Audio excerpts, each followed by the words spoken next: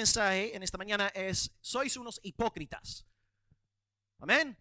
Amén. Sois unos hipócritas. Aleluya. Aleluya. Gloria a Dios. Amén. Alfonso se conoce bien. Aleluya. Muy bien. Juan 7, 14 al 24. Dice la palabra del Señor. Mas a la mitad de la fiesta subió Jesús al templo. Enseñaba. Y se maravillaban los judíos diciendo: ¿cómo sabe este letras sin haber estudiado? Y Jesús respondió diciendo: mi doctrina no es mía, sino de aquel que me envió. ¿Quién es aquel que envió al Hijo? El Padre. Muy bien. El que quiera hacer la voluntad de Dios conocerá si la doctrina, es decir, si mi doctrina es de Dios o si yo hablo por mi propia cuenta. El que habla por su propia cuenta, su propia gloria busca. Pero el que busca la gloria del que le envió, este es verdadero y no hay en él injusticia. ¿No os dio Moisés la ley y ninguno de vosotros cumple la ley? Porque procuráis matarme. Respondió la multitud diciendo: ¿quién es demonio? ¿Quién procura matarte? Y Jesús respondió y les dijo: una obra hice y todos os maravilláis. Por cierto, Moisés os dio la circuncisión, no porque sea de Moisés, sino de los padres, de hecho de Abraham. Y en el día de reposo circuncidáis al hombre. Si recibe el hombre la circuncisión en el día de reposo, el Shabbat, para que la ley de Moisés no sea quebrantada, ¿os enojáis conmigo? Porque en el día de reposo sané completamente a un hombre. No juzguéis según las apariencias, sino juzgad con justo juicio. Hasta ahí la lectura de la palabra del Señor, una pequeña introducción y luego comenzamos con la exposición. Hemos explicado que estamos en el marco de la fiesta de los tabernáculos, la fiesta más popular en el judaísmo. Se celebraba con el fin, número 1, de dar gracias por todo lo recogido en aquel año agrícola. Por esta razón se celebraba en septiembre u octubre a finales del año agrícola. Y también, número 2, se celebraba con el fin de dar gracias a Dios por su cuidado pastoral en los días de la peregrinación por el desierto. El pueblo de Dios tiró 38 años andando por el desierto y Dios proveyó. Por tanto, el pueblo del Señor daba gracias por la cosecha y por la provisión de Dios en la historia de Israel. Bien, Cristo ahora se presenta en la fiesta y tenemos que acordarnos de que Cristo ahora vuelve a Jerusalén, porque en Juan 6, Él no estuvo en Jerusalén. Cuando dio de comer a los 5,000, estuvo en Galilea, en el norte, y la última vez que Jesús había estado en Jerusalén, sale nombrada en Juan 5. Y ahí estando en Jerusalén, por última vez querían matarlo. Os leo Juan 5:18, no está en la pantalla, lo leo. Los judíos aún más procuraban matarle, porque no solamente quebrantaba el día de reposo, sino que decía que Dios era su propio Padre, haciéndose igual a Dios. Por tanto, por primera vez en 6 meses, Cristo vuelve al sitio donde buscan matarle. Eso es importante para entender el mensaje de hoy. Ok, tenemos 3 puntos. Están aquí en la pantalla. Número 1, yo soy justo. El primer punto será el más largo del mensaje en esta mañana. Número 2, vosotros sois injustos, no cumplís la ley. Y número 3, vosotros sois hipócritas, porque me condenáis por hacer algo que vosotros mismos hacéis. 3 puntos. Yo soy justo, vosotros sois injustos y vosotros sois unos hipócritas. Vamos a empezar leyendo del 14 al 18. Primer punto, yo soy justo. Dice: a la mitad de la fiesta de los tabernáculos, Jesús subió al templo y enseñaba. Se maravillaban los judíos diciendo: ¿cómo sabes de letras sin haber estudiado? Y Jesús respondió diciendo: mi doctrina no es mía, sino de aquel que me envió. Y el que quiera hacer la voluntad de Dios conocerá si la doctrina es de Dios o si yo hablo por mi propia cuenta. El que habla por su propia cuenta, su propia gloria busca, pero el que busca la gloria del que le envió, este es verdadero y no hay en él injusticia. Jesús está diciendo: yo soy justo, yo busco la gloria de mi Padre. Ok, Jesús enseña en el marco de la fiesta. La gente está, asombrada, pero como dice Juan Crisóstomo, este asombro está lleno de malicia. Porque se fijan en la enseñanza, la autoridad de Jesús, dicen: wow, increíble, pero enseguida buscan la forma de desacreditar a Cristo con una pregunta, versículo 15, ¿cómo sabe letras sin haber estudiado? Entonces, obviamente, los judíos habían hecho sus deberes, habían investigado cuanto a la persona de Jesús y se habían dado cuenta de que Jesús, nuestro Señor, no había estudiado los pies de ningún gran rabino y ahora querían utilizar esta información en contra del ministerio del Señor.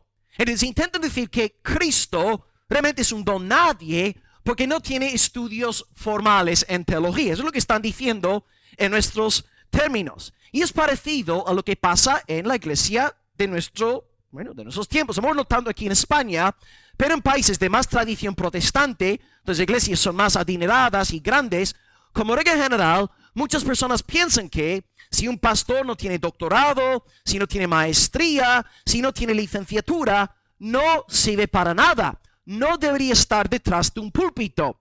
Y aquí esto es lo que está pasando con Jesús. Están intentando decir, no hagáis caso a este nazareno porque no tiene estudios formales en teología. Irónicamente ellos están diciendo que el logos, el verbo, la fuente de todo conocimiento es un hombre inculto. Menuda ironía, ¿no? Aquí tenemos la sabiduría encarnada y dice, no hagáis caso a este porque no tiene estudios formales. Vamos a ver, no me malinterpretéis. Yo creo que el pastor, para ser apto para enseñar, que es un requisito del Espíritu Santo, tiene que formarse, tiene que estudiar para no meter la pata y llevar a la iglesia hacia caminos de confusión. Pero debemos reconocer que no es necesario un seminario para ser poderosamente usado por Dios. Pensad en el siglo XX, siglo pasado, el predicador más destacado del mundo evangélico se llamó Martyn Lloyd-Jones. Martyn Lloyd-Jones nunca estudió un solo día en ningún seminario evangélico. Él era como Álvaro, un doctor por profesión, y decidió abandonar la carrera, como Robert nos recordó la semana pasada, y ahora 40 años después de su muerte, sus libros están vendiendo más ejemplares que nunca. Y ahora en el mundo hispanoparlante, Lloyd-Jones se está poniendo de moda. Un varón que Dios levantó para predicar la palabra en el Reino Unido sin estudios formales en teología. Y el siglo anterior, siglo XIX, el predicador más destacado del campo protestante se llamó Charles Spurgeon. Y todos vosotros aquí tenéis libros de Charles Spurgeon en casa. Si no tienes un libro de Charles Spurgeon en casa, algo está mal, ¿verdad? Todos tenemos libros de Spurgeon. Nos nutrimos de sus enseñanzas, pero Spurgeon no estudió en ninguna facultad de teología. Entonces ahí tenemos el predicador más grande del siglo XIX sin estudios teológicos. El predicador más grande del siglo XX sin estudios teológicos. Y yo estoy seguro de que ciertas personas celosas, envidiosas, decían de Lloyd-Jones y decían de Spurgeon en sus generaciones, no hagáis caso a Lloyd-Jones, no hagáis caso a Spurgeon, porque no tienen estudios. No han estado con nosotros, no tienen doctorados ni maestría. ¿Veis cómo están intentando desacreditar al Señor Jesús a través de esta forma de argumentar que es sucia? Jesús entonces confronta a sus oyentes diciendo, versículo 16, mi doctrina no es mía, sino de aquel que me envió. Os digo aquí interesante que Agustín comenta que aquí tenemos la prueba de que los solo Jesús son unos mentirosos. Porque Jesús dice, mi doctrina no es mía, sino de aquel que me envió. Y los solo Jesús dicen que Dios el Hijo es Dios el Padre. Aquí este versículo demuestra claramente que Dios el Hijo no es Dios el Padre, porque el Hijo predica la doctrina de aquel que le envió. Agustín pues dice, aquí tenemos una refutación al movimiento del modalismo. En aquel entonces se conocía de esa manera. Bueno, Jesús dice, ok, estáis diciendo no tengo estudios, no tengo doctorado, no tengo maestría, no tengo licenciatura en teología. Correcto, os doy la razón, así es, amén. Pero yo sí fui al seminario. Y mi seminario se llama A los pies del Padre. Yo recibí mi teología, yo recibí mi doctrina de aquel que me envió. Así que Cristo sí fue a la facultad de teología. La cosa es que no fue una facultad de teología humana. Él fue a un seminario celestial aprendiendo del Padre. Cristo pues enseña en la tierra todo lo que el Padre le había entregado. Y esto nos ayuda a entender algo que también vemos en Juan capítulo 5. Porque cuando estamos en Juan 5, Jesús dice, yo hago las obras del Padre. Es decir, Jesús siempre hace lo que el Padre exige de él. Y ahora en Juan 7 dice, Jesús enseña todo lo que el Padre le dice. Entonces, dos conclusiones. Número uno, en acción Jesús siempre obedece al Padre. Número dos, en palabra Jesús siempre obedece al Padre. Cada acción, cada palabra emanan del Padre Todopoderoso. Con razón, pues, nosotros prestamos atención a la enseñanza de Jesús. Porque cuando yo leo estas palabras, estoy en realidad oyendo la voz del Padre Todopoderoso. Y ya que el Padre Todopoderoso no solamente ha inspirado las palabras de Jesús, sino toda la Escritura, nosotros reverenciamos la santa palabra de Dios. Esta palabra es la voz del Padre Celestial. Y si tú desobedeces la Biblia, estás desobedeciendo a Dios. Fíjate, mi hija Chloe. Si Chloe desobedece un mandato mío, este mandato no es su padre, este mandato es mi voz, son palabras, pero si Chloe desobedece el mandato, está desafiando a su padre. Y nosotros también, si desobedecemos lo inspirado por el Espíritu Santo, estamos en realidad desobedeciendo al Padre Todopoderoso. Por tanto, hoy damos gran honor a la Escritura, porque esta Escritura es de Dios el Padre, de Dios el Hijo y de Dios el Espíritu Santo. Es infinitamente más importante ser versado en la Biblia que estudiar en un seminario. Y no estoy criticando para nada a los seminarios, no estoy criticando para nada escuelas teológicas, facultad de teología. Ya sabéis muy bien que soy maestro, profesor, pero nada se compara con la santísima palabra de Dios. Y algo importante también en el versículo 16, mi doctrina no es mía. Aquí vemos claramente que Jesús hace hincapié en doctrina. En nuestro movimiento evangélico contemporáneo tenemos a mucha gente diciendo, no, pastor, yo creo en Jesús, pero no creo en doctrina. La doctrina divide, la doctrina es para los legalistas. Vamos a ver. Jesús dice en versículo 16 que Él enseña doctrina. Entonces tú no puedes venir a decirme a mí, yo creo en Jesús, pero no creo en doctrina. Porque el Jesús de la Biblia enseña doctrina. Y si tú no crees en doctrina, no crees en lo que enseña el Salvador Jesús. Así que cuidado con estos anarquistas que van de iglesia en iglesia criticando la doctrina. Necesitamos doctrina para salvaguardar a la iglesia, para nutrir a los hermanos. Y algo que siempre hago con estos, porque están por todos lados, ¿no? Y yo siempre les pregunto, ok, me dices a mí, no creo en Jesús, creo en Jesús, pero no creo en la doctrina. Les siempre pregunto, ¿quién es Jesús? Y luego te dice, bueno, Jesús es la segunda persona de la Trinidad, se encarnó, murió y resucitó por mis pecados y volverá por segunda vez. ¿Te das cuenta? Te da una respuesta doctrinal. Todo lo que te acabo de decir es doctrina. Se dispara en el pie. Por tanto, como iglesia, necesitamos a Jesús y necesitamos doctrina. Doctrina simplemente es un término técnico que quiere decir enseñanza. Por medio de la enseñanza, Dios protege a la congregación. Si la doctrina no importa, si la verdad no importa, pues ¿por qué no nos hacemos musulmanes? ¿Por qué no nos hacemos budistas, hindúes, ateos, agnósticos? La doctrina es sumamente importante. Bien, entonces Jesús está diciendo, es verdad, chicos, no he ido al seminario, pero sí he estado a los pies del Padre, he recibido sus palabras y ahora las doy a conocer. Y ahora versículo 17, el que quiera hacer la voluntad de Dios, conocerá si mi doctrina, de nuevo es importante la doctrina, si mi doctrina es de Dios o si yo hablo por mi propia cuenta. Algo sumamente interesante aquí. Jesús revela en este verso 17 que el verdadero conocimiento espiritual depende de la voluntad.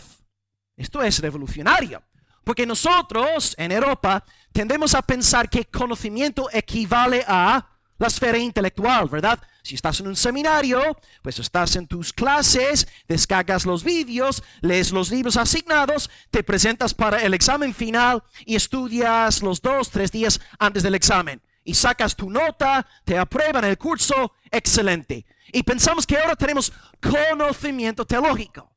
Pero Jesús aquí dice que el que quiera hacer la voluntad de Dios, conocerá si mi doctrina es de Dios.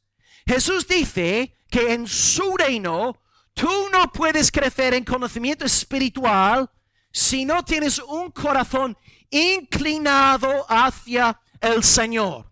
Tú no puedes crecer en santificación, no puedes disfrutar de alumbramiento espiritual si no hay pasión en ti por la persona de Dios. Te puedes llamar cristiano, puedes sacar un 10 en los exámenes, pero no quiere decir que tengas verdadero conocimiento según la enseñanza del Señor Jesús.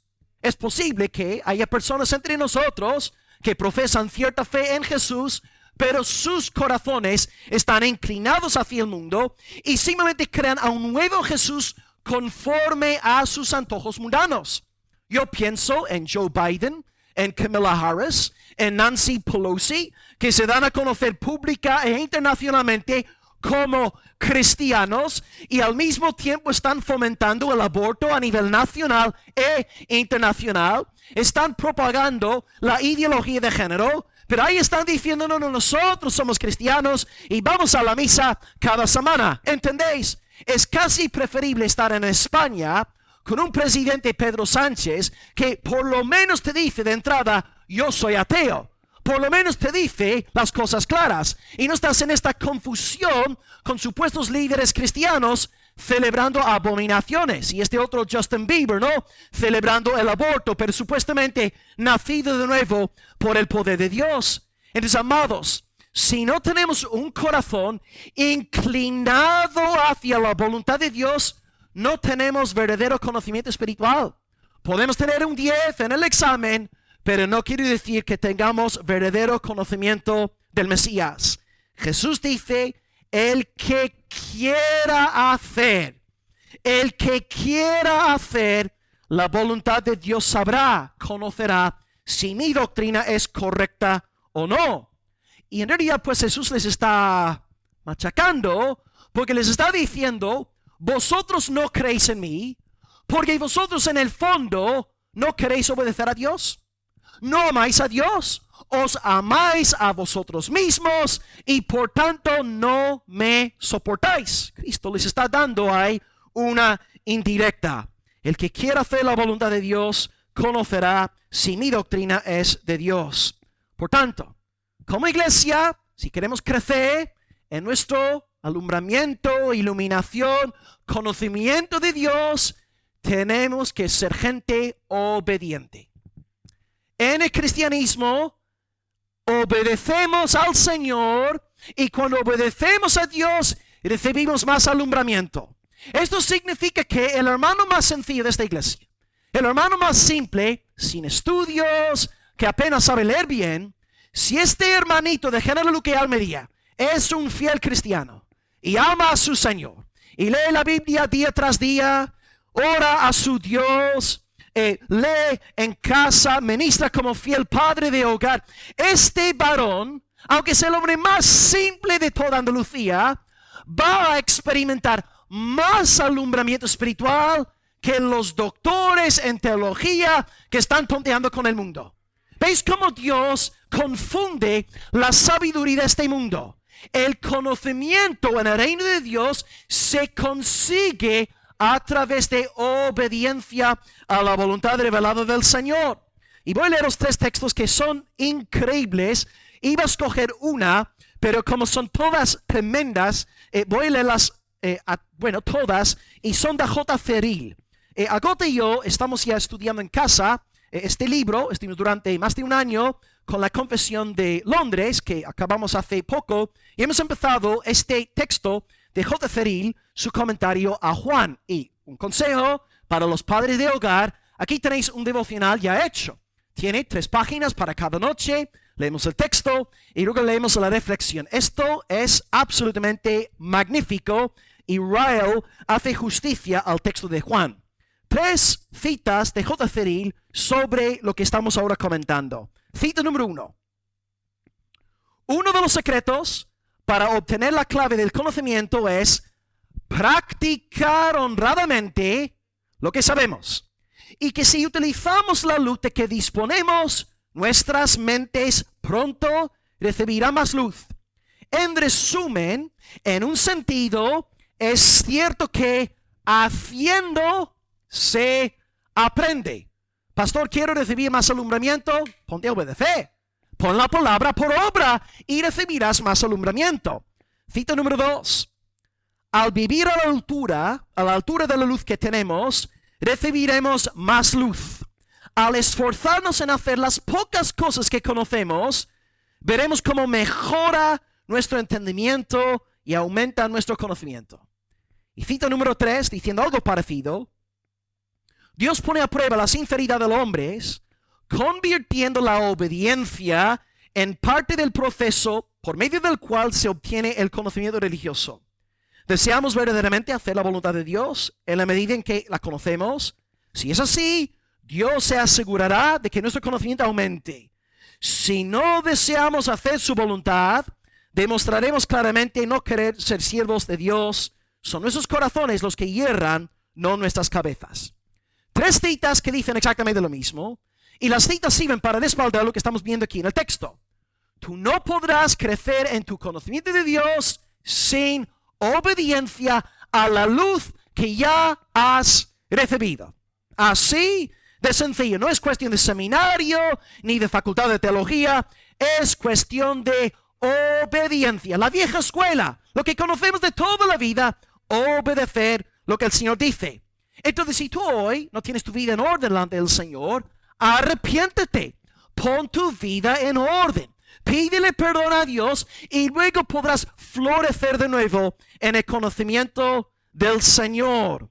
Y si hay personas aquí en nuestra iglesia local, a lo mejor hay hermanos ahora mismo, estáis estancados. Vais meses, tal vez años, en un estado que no estáis creciendo, como que nunca estáis avanzando en el cristianismo, pues será por desobediencia, porque estáis desobedeciendo al Señor.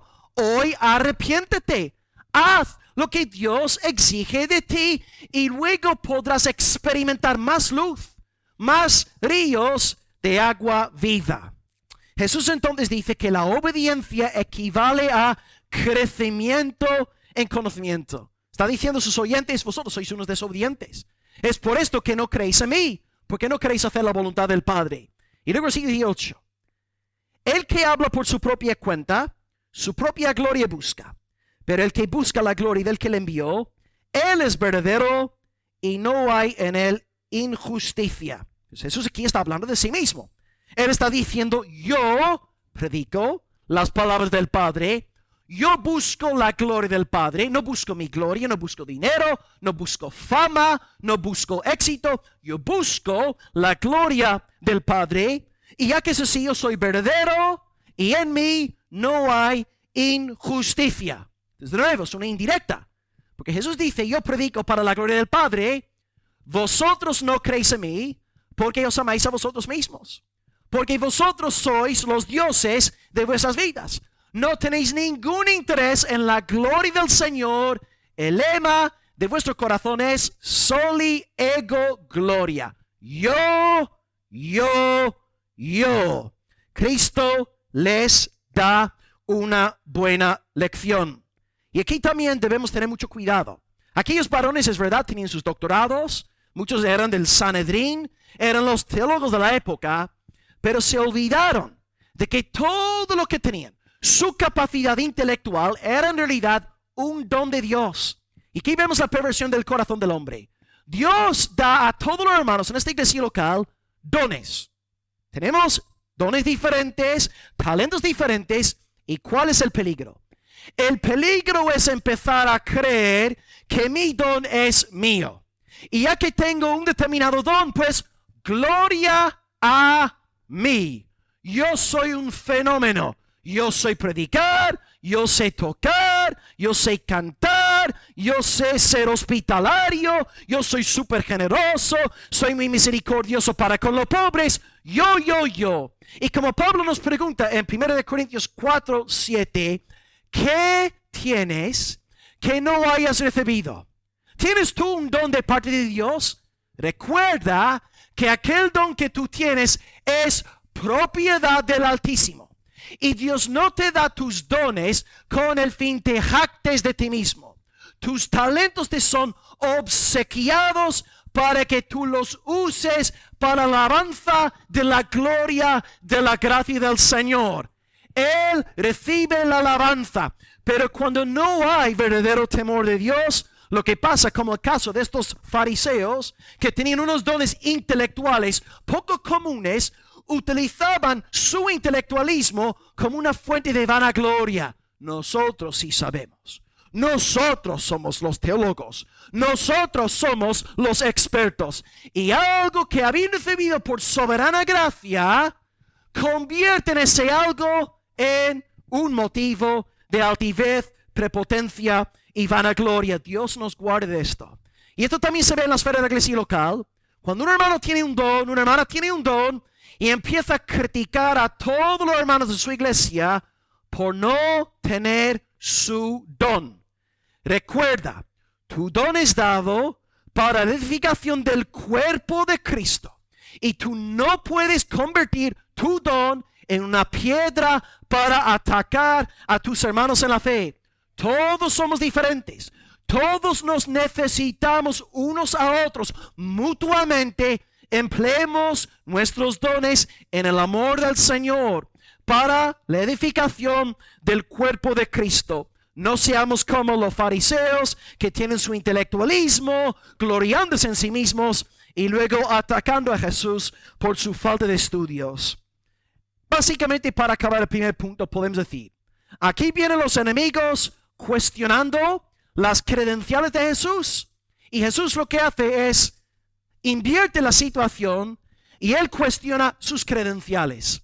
En palabras de Leon Morris, dice, sus oyentes estaban cuestionando su competencia como maestro, pero él cuestiona la competencia de ellos como oyentes. Ellos dicen, Jesús no sirve para nada, es un don nadie, no estudió ningún seminario. Y él dice, vosotros no creéis en mí porque os amáis a vosotros mismos. No buscáis la gloria de Dios. Y Jesús dice que en realidad no creen en Él por la dureza de sus propios corazones.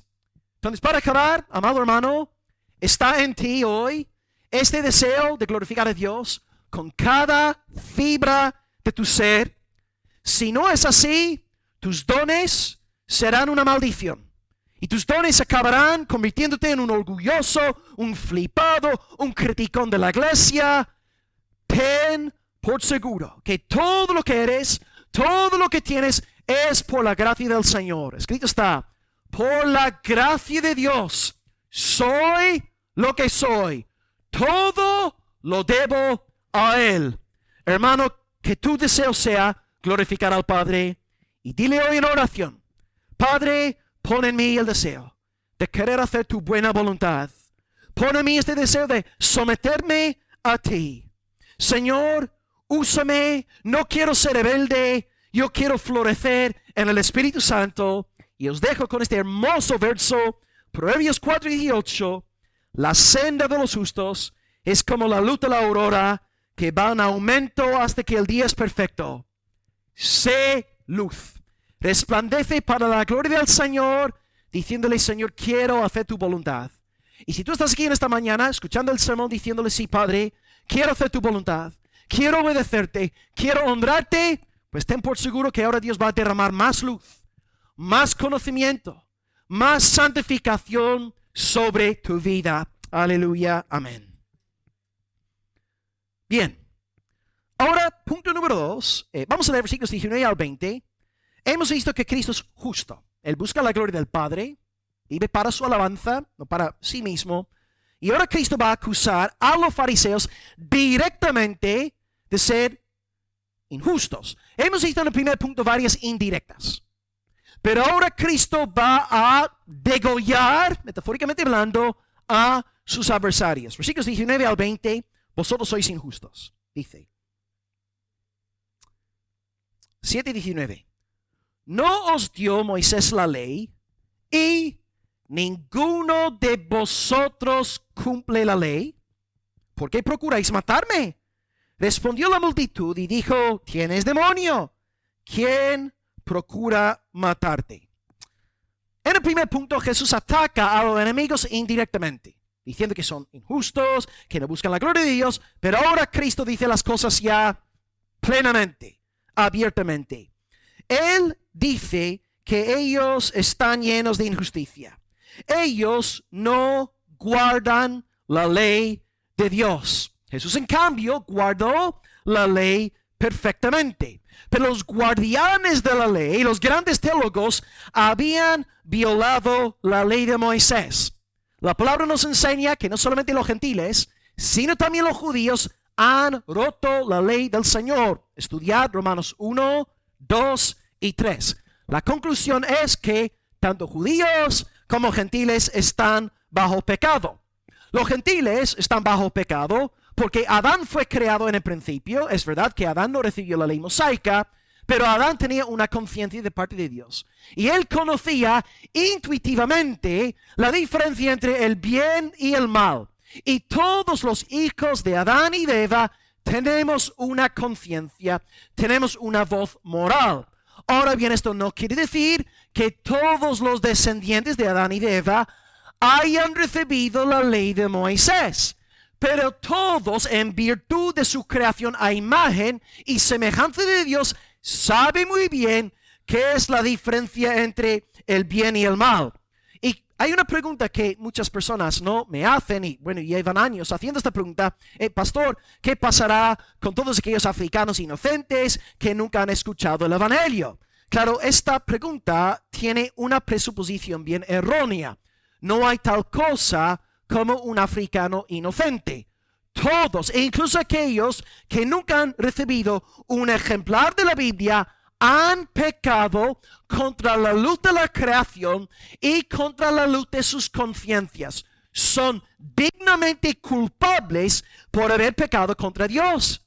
Y como he preguntado a la iglesia en algunas ocasiones, si las personas que nunca han recibido el Evangelio irán al cielo porque vamos a orar por misioneros, porque vamos a enviar a evangelistas a aquellas tribus perdidas para predicarles. ¿Entendéis por qué? Porque si son salvos, ya que no han recibido la ley de Moisés, si van al cielo por no tener la Biblia, ¿por qué voy a ir como misionero a predicarles? Porque si rechazan mi doctrina, les estoy condenando al infierno. Mejor no hacer obra misionera. Mejor no levantar evangelistas. Pero nosotros, ya que presuponemos que toda la edad está perdida en Adán, creemos en la necesidad de misioneros y de evangelistas. Todos han pecado. Los judíos con su ley y los gentiles sin la ley. Todos aquí, incluso antes de conocer el cristianismo, todos supimos hasta cierto punto diferenciar entre el bien y el mal, y en múltiples ocasiones hemos escogido lo malo. Ahora bien, Cristo, quiero que veáis cómo Él evangeliza. Cristo tiene un modo bíblico de evangelismo. Cristo evangeliza usando la ley. Usa la ley como una espada con el fin de atacar a sus oyentes para que vean su gran necesidad de salvación. Porque no puedes, como Robert nos recordó la semana pasada, no podemos predicar la buena nueva sin primeramente anunciar la mala noticia del pecado. ¿Cómo podemos hacer que la gente se dé cuenta de su estado delante de Dios? Usando la ley de Dios. Como dice John MacArthur, la ley es una amiga del Evangelio, porque la ley abre paso, abre camino para el Evangelio. La ley nos enseña lo que somos y luego cuando vemos nuestro estado maldito, clamamos a Dios por salvación y aleluya, hay salvación en el que nos redime de la ley, Jesucristo. Lo que Jesús hace aquí, pues lo hace en otras ocasiones. Ejemplo número 1 sería la charla con el joven rico. Él dice al joven, ¿quieres recibir vida eterna? Guarda los mandamientos. El muchacho dice, por supuesto, he guardado todos los mandamientos desde mi juventud. Soy una máquina. Y Jesús dice, oh, qué bien, eres salvo por obras. Eres increíble, pedazo de hijo de Dios. ¿Qué le dijo Jesús cuando oyó que aquel chaval había supuestamente guardado toda la ley? Ve y vende todo lo que tienes y dalo a Doris, ¿verdad? Dalo a Doris. Hermanos, el joven no pudo. ¿Y qué vemos ahí? El joven ya había roto el primer mandamiento. No tendrás dioses ajenos. Su Dios era la pasta. Su dinero, su cuenta bancaria. Aquí está el chico diciendo, he guardado toda la ley, soy una máquina, dame un beso, soy el cristiano del año. No. Vende todo lo que tienes, dalo a los pobres. Y vemos que ni siquiera había guardado el primer mandamiento de la ley. Jesús utiliza la ley para acabar con la vanagloria del muchacho. Otro ejemplo. Está Jesús en Juan 4 con la samaritana, una mujer que había estado con 5 tíos y luego el hombre con el cual estaba viviendo ni siquiera estaba casada con él. Y ella le dice, Señor, dame esa agua, dame el Espíritu Santo, dame esa agua de que me estás hablando. Y Jesús dice, por supuesto que sí, aquí tienes el agua, te doy el Espíritu Santo. No, Jesús dice, ve y llama a tu marido. ¿Por qué pensáis, amada iglesia, que Jesús le dice que llame a su marido? Más alto. Estaba viviendo en pecado. Jesús está sacando el séptimo mandamiento. Aquí tienes una mujer. Oh, yo quiero el agua. Yo quiero tu agua, Mesías. Yo quiero beber. Yo soy una mujer súper espiritual. ¿Así? ¿Eres espiritual? Ve, llama a tu marido. Séptimo mandamiento. ¡Wow! Le corta el cuello espiritualmente hablando. Por cierto, damas, aquí tenemos una prueba bíblica para llamar a vuestros maridos en esta semana. Si vuestros maridos se están quejando porque si me estás llamando, estoy en el trabajo. Bueno, cariño, Juan 14, versículo 16. Ve y llama a tu marido. Amén, esposas. Esta semana, mujeres, llamad a vuestros maridos. Es bíblico llamar a vuestros maridos. Jesús, pues, saca la espada de la ley. ¡Fum! Acaba con el joven rico. ¡Fum! Acaba con la samaritana. Y aquí en Juan 7, ¡fum! Acaba con los fariseos. Jesús va a la ley porque la ley revela lo que hay en el corazón del ser humano. E interesantemente, la interpretación de la ley de Jesús aquí, porque Él dice, vosotros no guardáis la ley, versículo 19, porque procuráis matarme. Es muy interesante, es una lectura revolucionaria de la ley, porque el sexto mandamiento dice, no matarás, pero Jesús dice aquí, procuráis. ¿Habéis visto cómo Jesús va a la raíz de la ley? Jesús dice aquí que matar no es el acto de ahorcarle a Gustavo, no. El deseo es pecado. Por tanto, no hace falta que mates a Gustavo para ser hallado culpable como asesino delante de Dios. Todo lo que tenéis que hacer para matar a Gustavo es odiar al hermano en tu corazón. Es pensar mal de él, maldecirle, hablar mal de él cuando estás en presencia de otros hermanos y atacas la reputación de Gustavo. Esto es un acto de asesinato. Entonces, la ley, según los judíos, era el acto de matar, pero Jesús dice, no, es el deseo. Procuráis matarme. Y al procurar matarme, ya sois asesinos. habéis violado la ley. Y esto nos ayuda a entender una parte difícil. La primera de Juan 2:8, que os expliqué en un sermón, es una frase a primera vista contradictoria. Juan dice, yo os escribo un mandamiento antiguo, pero es nuevo en él. Y está hablando aquí del mandamiento de amor. ¿Cómo puede un mandamiento ser antiguo y nuevo a la vez? Porque la clave está en la expresión en él. El mandamiento antiguo de amor, según el antiguo pacto, se interpretaba de la siguiente manera. Yo amo a Guzmán, por tanto no voy a matar a Guzmán, no voy a mentir acerca de Guzmán, no voy a robar sus bienes, etc. No voy a perjudicar a Guzmán porque yo le amo. Pero en Cristo este mandamiento se hace nuevo porque el amor cristiano ya no es no matar, no robar, no perjudicar, etc. El amor cristiano es hacer bien a Guzmán. Y si amo a Guzmán, voy a orar por él, darle un abrazo, hablar con él, etc. El amor ahora se torna sumamente positivo. Jesús entonces, amados, tiene una interpretación revolucionaria de la ley. Y Jesús va a la raíz, al corazón de la ley, diciendo que ellos han violado la ley porque procuran matar. Si tú deseas matar a tu hermano, eres un asesino delante de Dios. Si tú odias a una persona aquí entre nosotros, tú eres un asesino delante del Señor. Y ellos pues al oír a Jesús responden diciendo, versículo 20, estás poseído. Tú tienes un demonio. Versículo 20, respondió la multitud diciendo, tienes demonio, ¿quién procura matarte? Claro, el tema es que nosotros aprendemos de Juan 5 que los judíos ya estaban tramando la muerte del Señor. El tema es que este plan no se había hecho público. Estaban tramando entre ellos la muerte del Nazareno. Pero claro, Jesús es Dios. Y esto significa que Jesús lee los corazones. Jesús sabe lo que Angélica está pensando. Sabe lo que Alfonso ahora mismo está pensando en su corazón. Porque Él es omnisciente. Entonces la multitud aquí se cree muy lista. Ellos han guardado el secreto. Están tramando la muerte del Mesías. Y ahora el Mesías dice, vosotros queréis matarme. Oh, tienes un demonio. ¿Quién está intentando matarte?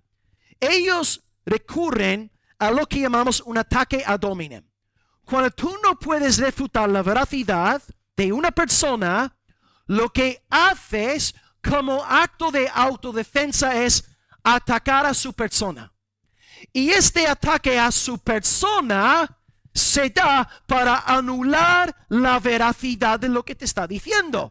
Por ejemplo, yo puedo decir a una persona, le predico el evangelio y le dice que es un gran pecador, tiene que arrepentirse, y luego me dice a mí, sí, pero los católicos violan a niños. Ok, sí, es verdad, hay católicos, hay sacerdotes, hay curas que son pederastas, se dice así, pederastas, ¿verdad? Es verdad, pero es un ataque ad hominem. Estás intentando desviar la conversación hacia otro tema ajeno y no te estás centrando en la veracidad de lo que estoy diciendo. Tú tienes que arrepentirte, sí, es verdad. Incluso hay muchos evangélicos sinvergüenzas, así es, pero tú eres pecador y tienes que arrepentirte. Y lo que las personas muchas veces hacen es convertir la charla en un ataque ad hominem para alejarse del calor, del fuego del argumento. Esto es lo que hacen con Jesús. Tú tienes un demonio. Tú estás poseído por Satanás. Por tanto, amados, vemos aquí algo. Que una persona puede profesar cierta fe en Jesús y ser simpatizante, pero cuando Cristo empieza a meter el dedo en la llaga, vemos la reacción. Odio, enemistad, insultos. Y esto es lo que pasa con estos cristianos hippies de nuestros días, ¿no? Que creen que son del Señor, apoyan el aborto, ideología de género, todo lo que quieras, y luego empiezas a hablarles acerca de la palabra, les hablas del verdadero Cristo, de los mandamientos del Señor, y acto seguido se ponen a maldecirte, te llaman de todo, usando palabrotas, creyéndose personas cristianas, ¿no? Ataques, sucede exactamente lo mismo hoy. Lo que pasa es que el pecador no quiere la luz de Dios y como murciélago huye, sale huyendo de esa confrontación. Por tanto, amado, hay en ti una voluntad favorablemente inclinada hacia Dios, hacia Cristo. Si eres un simple simpatizante, terminarás maldiciendo al Señor. Terminarás diciendo que los pastores son unos endemoniados, que los evangélicos son unos, bueno, no sé qué, no sé cuánto. Tú tendrás que esconderte en tu torre de ataques ad hominem. Dios nos lleve a todos a tener un corazón genuinamente regenerado, genuinamente renacido. Deja de pelear contra la luz de Dios y ríndete. Sométete al Señor. Abraza la luz de Dios y recuerda que cuando el pastor habla de tu pecado o cuando un evangelista de la iglesia habla de tu pecado, no lo hace para hacerte daño. El pastor, el miembro de la iglesia, habla de tu pecado con el fin de salvarte, porque quiere que tú veas tu estado maldito. Porque al ver tu estado maldito dirás, Señor, ten misericordia de mí. Pero si el pastor solamente te dice, ay, pobre de ti, ay de ti, eres una víctima, oh, has sufrido muchísimo, oh, qué pena me das, nunca verás tu gran necesidad de salvación de la ira de Dios. La persona que te habla sobre tu pecado es la persona que te ama. Y sé lo que estoy diciendo va en contra de todo el cristianismo, jiji, jaja de nuestros días. La persona que te habla de tu pecado es la persona que más te ama. Y es la persona que más ama al Padre, porque nadie amó al Padre más que Jesucristo. Y Jesucristo habló a sus enemigos acerca de su pecado. Hoy pues te hablo de tu pecado, pero no desde una perspectiva de odio hacia ti, sino desde una perspectiva de amor evangelizador hacia tu corazón. Y quisiera yo que fueras salvado para la gloria de Dios. Pero de nuevo, antes de tú ver tu gran necesidad de la buena noticia, necesitas ver la mala noticia del pecado. Amén. Y finalmente, número 3, os voy a invitar a hacer algo. Vamos a leer 9 versos aquí en Juan 5, porque van a ayudarnos en la interpretación de la última parte ahora de Juan 7, 21 a 24. Tercer punto, vosotros sois hipócritas. Esta lectura explica la controversia que vamos a ver ahora en Juan 7. De nuevo, está en Jerusalén. Juan 5 del 1 al 9. Aquí vemos la razón por la que querían linchar al Señor. Dice, Juan 5, 1. Después de estas cosas había una fiesta de los judíos y subió Jesús a Jerusalén. Hay en Jerusalén, cerca de la puerta de las ovejas, un estanque llamado en hebreo Betesda, el cual tiene 5 pórticos. En estos yacía una multitud de enfermos, ciegos, cojos, paralíticos, que esperaban el movimiento del agua. Porque un ángel descendía de tiempo en tiempo al estanque y agitaba el agua, y el que primero descendía al estanque después del movimiento del agua quedaba sano de cualquier enfermedad que tuviese. Había ahí un hombre que hacía 38 años estaba enfermo, y cuando Jesús lo vio acostado y supo que llevaba ahí mucho tiempo, le dijo, ¿quieres ser sano? Señor, le respondió el enfermo, yo no tengo que me meter en el estanque cuando se agita el agua. Y entre tanto que yo voy, otro desciende antes que yo. Jesús le dijo, levántate, toma tu lecho y anda. Y al instante, aquel hombre fue sanado y tomó su lecho y anduvo. Hasta aquí todo muy bonito, todo excelente. Ahora un problema. Última cláusula, última frase. Y era día de reposo aquel día. Ahí está el problema. Milagro precioso, todo bien, todo amén, aleluya. Pero el Señor lo hizo en el Shabbat. Y esto no se hace. Y si os fijáis un poco más adelante, mirad ahí versículo 17. Mi padre trabaja hasta ahora, yo trabajo. Y ahora 18. Por esto los judíos aún más procuraban matarle. Porque no solo quebrantaba el día de reposo, sino que también decía que Dios era su Padre, haciéndose igual a Dios. ¿Por qué he leído este texto? Porque ahora Jesús va a abordar el asunto de la sanidad en el Shabbat. Juan 7, volvemos ahora al texto, Juan 7, 21. Dice Jesús, está aludiendo a lo que acabamos de leer en Juan 5. Los dos pasajes están ahora conectados. Dice Jesús, versículo 21. Una obra hice, la obra de sanar a paralítico en el día de reposo, y todos os maravilláis. Por cierto, Moisés os dio la circuncisión, no porque sea de Moisés, sino de los padres, y en el día de reposo circuncidáis al hombre. Si recibe el hombre la circuncisión en el día de reposo, para que la ley no sea quebrantada, ¿os enojáis conmigo? Porque en el día de reposo yo sané completamente a un hombre. No juzguéis según las apariencias, sino juzgad con justo juicio. Bien, Juan 5 explica ahora la controversia. Ellos quieren matar a Jesús porque sana en el día de reposo. Esto no se hace. Y encima Jesús dice, bueno, yo trabajo hasta ahora y mi Padre también. Ellos quieren matarle por sanar en el reposo y por decir que Dios es su Padre. Y ahora Jesús, de forma experta, va a utilizar las presuposiciones de los judíos en contra de su propio argumento. Y Jesús va a demostrar que no solamente son injustos, porque no cumplen la ley, sino que son unos hipócritas, porque le condenan al Señor por hacer algo que ellos también hacen. El Señor es absolutamente increíble. ¿Cómo es capaz, no, de confundir a sus enemigos? Ok, dice Jesús, versículo 22. En el Shabbat circuncidáis al hombre. Ok, iglesia, ¿qué no podían hacer los judíos en el día de reposo? No podían trabajar. Pero Jesús dice que en el día de reposo sí hacen algo. Circuncidan por cierto, si alguien en la iglesia no sabe qué es la circuncisión, aquí está mi querido hermano Juan Fran.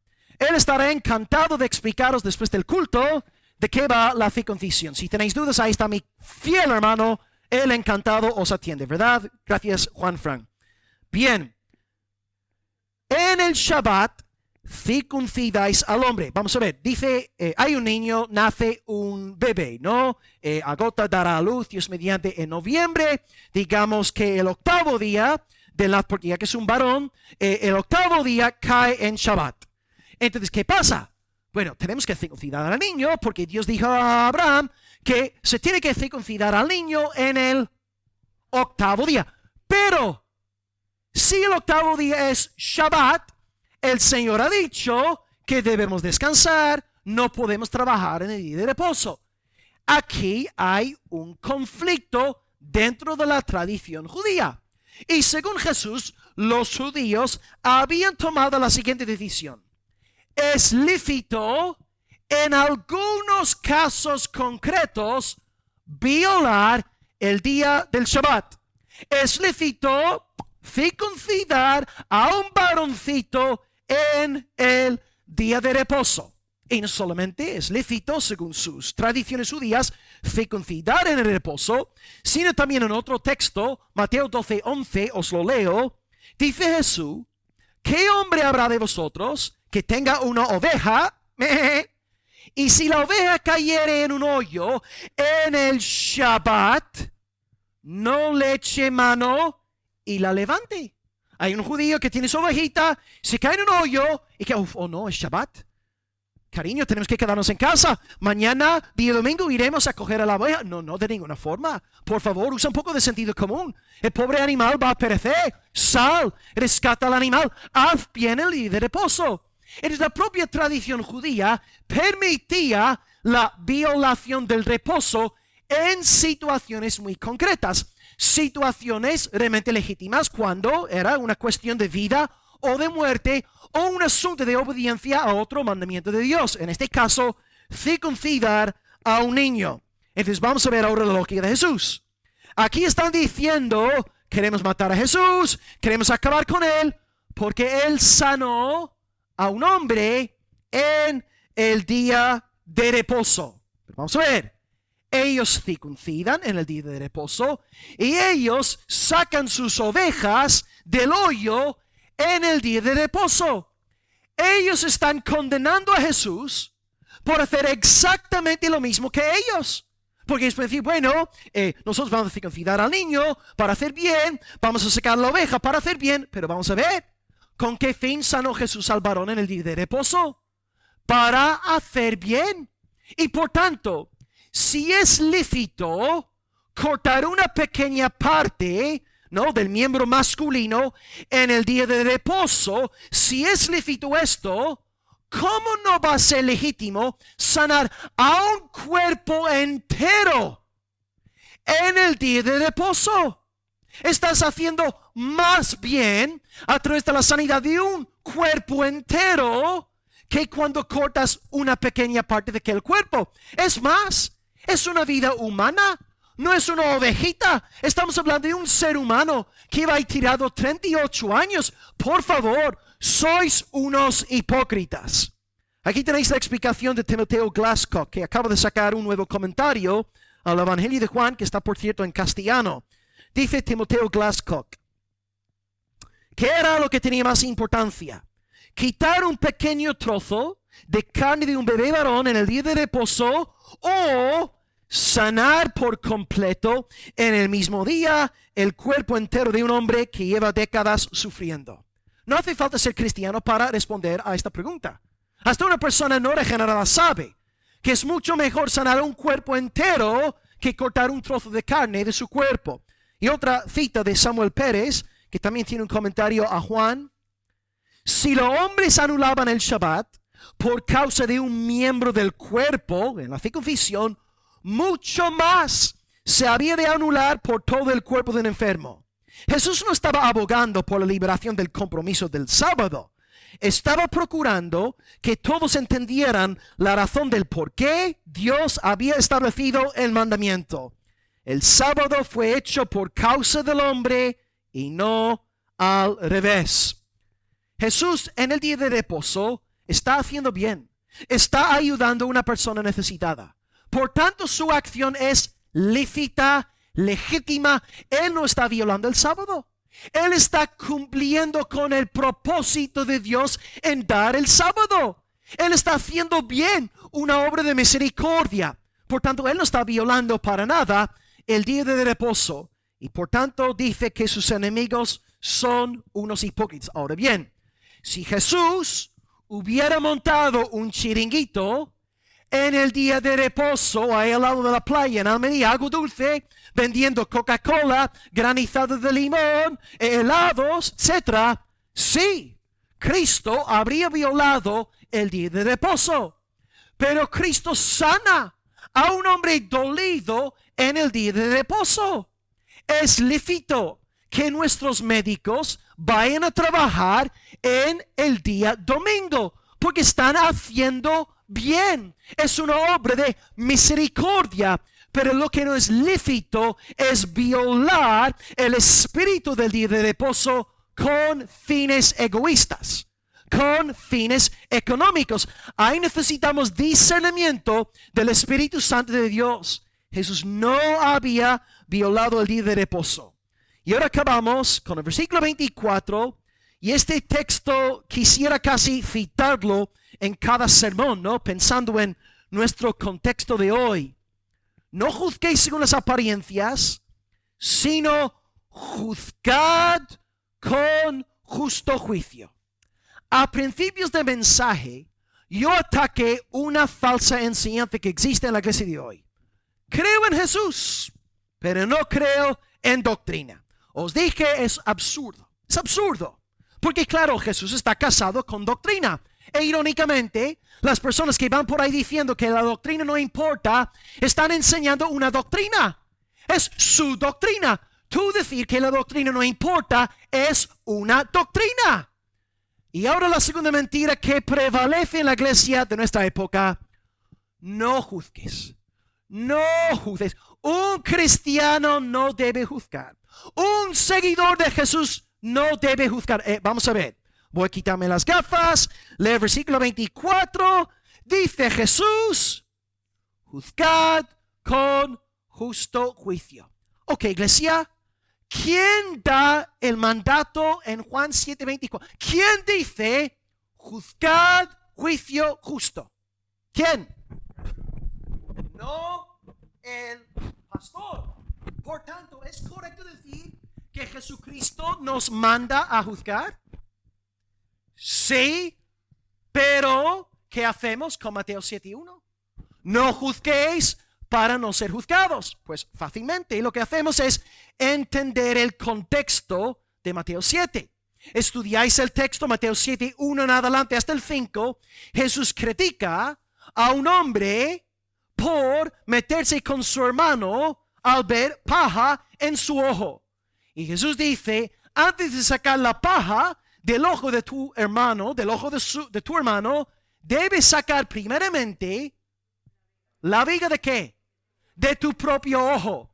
Jesús está condenando los juicios hipócritas por condenar a los demás por nuestros pecados. Tú encárgate de quitar las vigas de tu ojo y luego podrás sacar la paja del ojo ajeno. Jesús no quiere que tú dejes de sacar la paja del ojo de tu hermano. Él quiere que saques la paja del ojo de tu hermano. Por eso dice, saca primeramente la viga de tu ojo y luego podrás ver correctamente para quitar, eliminar, sacar la paja del ojo ajeno. Y si yo tengo que ver en el ojo del hermano paja, para que yo sepa si hay paja en el ojo del hermano Juan Fran, yo tengo que emitir un juicio. Yo tengo que discernir. Yo tengo que poder diferenciar entre un, ¿cómo se dice? Pupila y paja. Hay un juicio. Y luego si estudiáis Mateo 7, Jesús dice, no deis lo santo a los cerdos. Mateo 7, 6. O sea, yo tengo que juzgar si alguien es un cerdo o una oveja. Y luego dice más adelante, entrar por la puerta angosta. Pues yo tengo que juzgar cuál es la puerta angosta, cuál es la puerta ancha. Y luego un poco más adelante, mismo capítulo, versículo 15 y 16, guardaos de los falsos profetas. Por sus frutos los conoceréis. Lo que yo no puedo hacer con Mateo 7:1 es divorciarlo de su contexto y decir, ya que soy cristiano, tengo que vivir en las nubes y no discernir, no juzgar. No, hermanos, es nuestro deber cristiano juzgar con justo juicio. Lo que es pecaminoso es juzgar de manera farisaica, de manera hipócrita, condenando a los demás por nuestros pecados. Pero juzgar justo juicio, con el temor del Señor, con reverencia, esto es un mandato de la palabra de Dios. Y es más, si no cumplimos con este juicio, estamos pecando como iglesia. Y si no creemos en el discernimiento, en el juicio, tarde o temprano esta iglesia será llevada a la confusión. Será una iglesia seguidora de otros espíritus. Y por eso Juan, 1 Juan 4:1 dice, probad los espíritus. No todos son de Dios. Aquí pues es necesario juzgar, no de manera hipócrita, pero sí de forma justa. Y veis lo que Jesús está haciendo con los fariseos. Les está diciendo, sois unos hipócritas. Me estáis condenando a mí por sanar a un hombre en el día de Shabbat, cuando vosotros creéis en rescatar una ovejita en el mismo día. Sois unos hipócritas. Juzgad juicio justo. Consiguientemente, iglesia, juzguemos con justo juicio en el temor del Señor. No hagamos caso a estos cristianos hippie de hoy en día. Yo no juzgo, yo no discierno, no. Todo lo creo, todo lo acepto. No, esto es erróneo. Juzguemos en el temor del Señor, no vivamos en las nubes. Podemos acabar el mensaje hoy recapitulando lo aprendido. Y espero que ahora el pasaje haya quedado claro. Espero que podáis ver lo que está en juego hoy con este debate entre Jesús y sus interlocutores. En primer lugar, vimos que Jesús es justo. Yo soy justo. Él dice, yo soy justo porque busco la gloria del Padre, no busco mi propia gloria. Y ya que es así, vosotros sois injustos. No buscáis la gloria del Padre, no queréis hacer su voluntad y por esta razón no me seguís. Me queréis matar porque yo busco únicamente la gloria del Padre. Número 2 dice, vosotros sois injustos. Y Cristo aquí interpreta la ley de manera revolucionariamente nueva. Él dice que son culpables de haber violado la ley por desear matarlo. Cristo no los acusa de haberle matado. Los acusa de desear matarlo. Y ahí, según Jesús, está la violación de la ley. No hace falta que peques abiertamente para violar la voluntad de Dios. Y número 3, sois encima unos hipócritas. Yo sano en el Shabbat, hago bien a un varón, 38 años paralítico. Me condenáis, tramáis mi muerte, leo vuestras intenciones ocultas, y vosotros, sin embargo, en el mismo día Shabbat, cortáis el prepucio del varoncito y sacáis la oveja del hoyo. Sois unos pedazos de hipócritas. Juzgad juicio justo. Hoy, pues, amados, os comparto una buena noticia. Todos los presentes aquí somos hipócritas. Todos aquí en muchos momentos de nuestra vida no hemos estado a la altura de la luz que a lo mejor exigimos de otros. Pero os doy una buena noticia. Nuestro Salvador Jesucristo ha muerto por una gran serie de pecados y Él también murió por los pecados de hipocresía. Y Cristo puede aquí en esta mañana perdonar a los fornicarios, los asesinos, los mentirosos, pero Él también puede perdonar a los hipócritas que hay en nuestra iglesia local. Y esta noticia a mí me da gran consuelo, porque bien conozco mi corazón, lo hipócrita que es y lo hipócrita que soy. Pero aleluya, en Cristo hay perdón. Hoy pues, clamad al Padre en el nombre del Hijo, para que tenga misericordia de tu vida. Y dile: Padre, por la sangre del Cordero, perdona todo mi pecado, el pecado público y el pecado privado. Líbrame, Señor, de ser un hipócrita, y a partir de este día en adelante, enséñame a juzgar juicio justo para la alabanza de tu santo nombre. Que Dios nos ayude, que Dios nos haga fuertes en su palabra. Y la iglesia de Dios dice: amén. Oremos a nuestro Dios, dándole gracias por la palabra en esta mañana. Aleluya, Señor. Amén.